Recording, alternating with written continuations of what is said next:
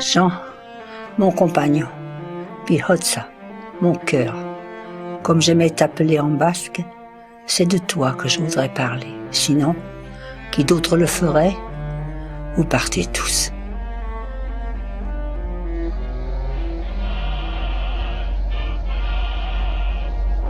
C'était une époque noire, celle d'une France abasourdie, écrasée en ruine sous la botte nazie. J'avais dû fuir Lyon et mon métier, ce que nous appelions dans notre langage ma couverture. Et je suis alors entré dans un monde étrange et fraternel. Nous nous appelions André, Vincent, Map, Claire, Raoul, Perrin, Faucille, Maury, le gamin. André, c'était toi et c'était tout. Les sangliers sont lâchés. Je répète, les sangliers sont lâchés. On nous appelait les gens de la Lune parce qu'on travaillait que quand il y avait la Lune. C'était notre équipe.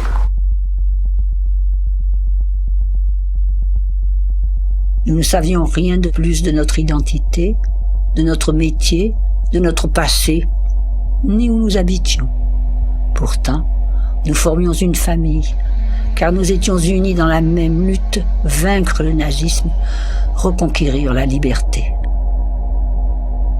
Quand les sirènes se taisent, les rapaces gueulent.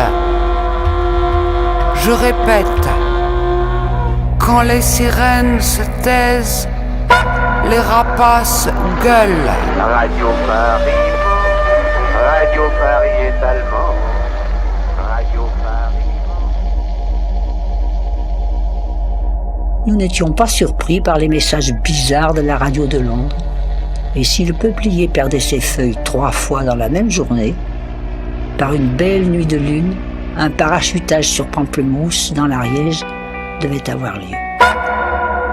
La marmite de l'ermite est remplie de rubis.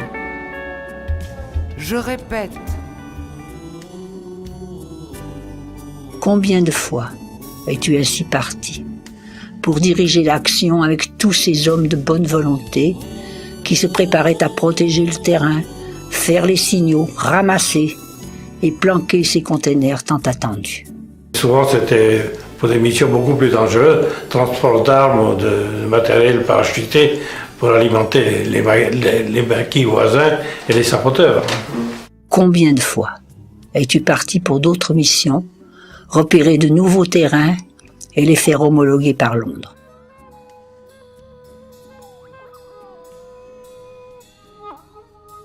Nous savions très bien où se trouvait Chénier ou Longeron, qui n'existait sur aucune carte. Le terrain s'appelait Longeron. Il est à Garlin, pas loin de la route nationale des Rapeaux.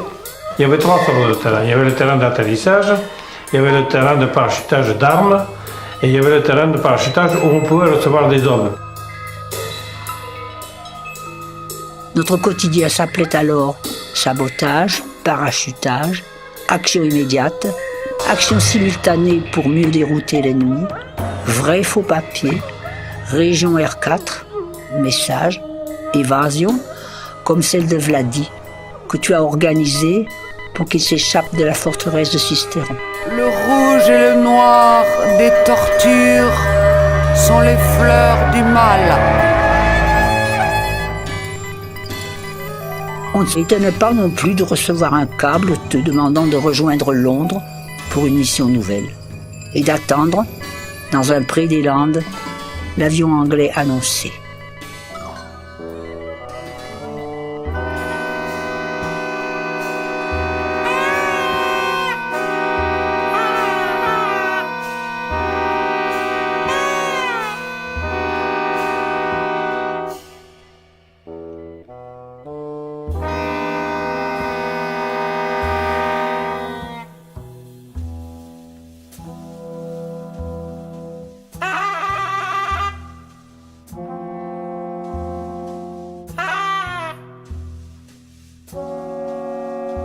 Puis, tu es revenu parachuté, accompagné de 8 forteresses volantes pour armer les maquis du nord de la Loire. Paris, Paris outragé, Paris brisé, Paris martyrisé, mais Paris libéré, libéré par lui-même, libéré par son peuple avec le concours des armées de la France. Enfin, la libération est arrivée. Le nazisme était vaincu, mais nous n'avons pas crié notre joie. Il y avait eu trop d'horreur, trop de deuil. C'était pourtant l'espoir d'un monde plus beau, plus juste, celui dont nous rêvions.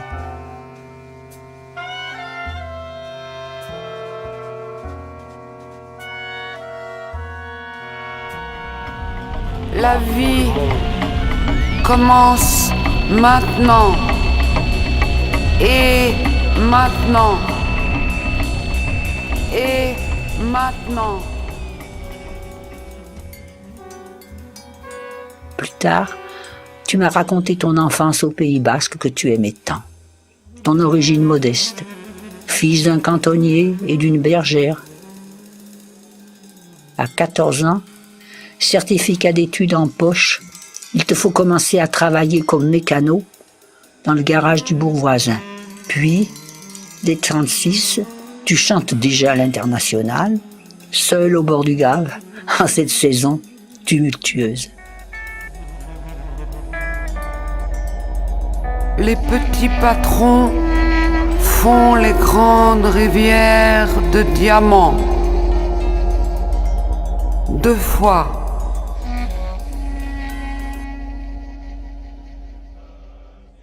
Parti à Toulouse travailler chez l'avionneur de Voitine, tu continues à te former et montres déjà cette ténacité, cette volonté, ce courage qui t'ont toujours habité.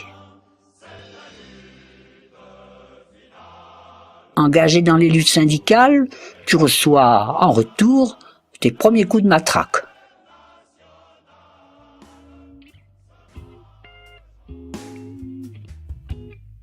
Après le chantier de jeunesse, comme tu le disais avec humour, tu te trompes de train et ton départ pour l'Autriche, comme ouvrier spécialisé dans les usines d'aviation, n'aura pas lieu. Tu fais alors le grand pas. Berthier, alias Jean-Pierre Vernant à Toulouse, déclenche ta grande aventure clandestine. Tu t'appelleras Lafont, Janin, André, et c'est ici que nos trajectoires, sur des routes, des chemins escarpés, devrais-je dire, vont se confondre.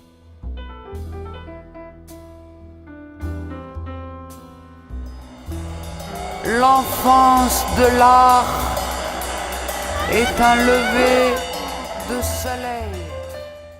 La guerre terminée, il nous restait à recréer nos vies, bouleversées par ces années difficiles, mais ô combien exaltantes.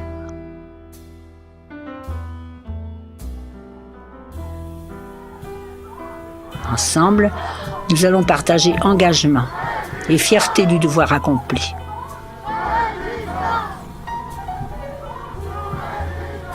Mais d'autres luttes nous attendaient et nous y avons participé, côte à côte.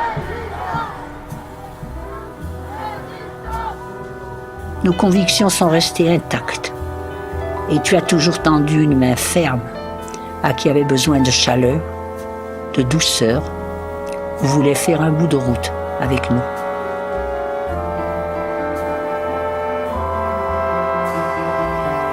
Birotsa, comment oublier ta générosité infinie, ta solidarité envers autrui. Ensemble, nous avons mesuré la beauté de la vie, la nécessité de ne jamais renoncer, d'avancer en suivant nos convictions sans jamais nous renier. Puis, tu es parti au début du printemps, sans faire de bruit, comme toujours, en laissant un immense vide qui ne se comblera jamais. Merci, Jean, pour la belle image de l'homme que tu nous as donnée.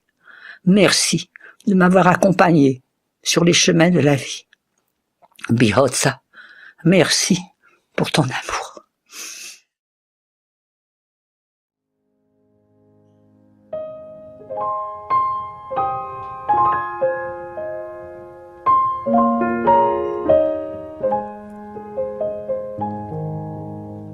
J'aimerais toujours le temps des cerises, c'est de ce temps-là que je garde au cœur une pelée.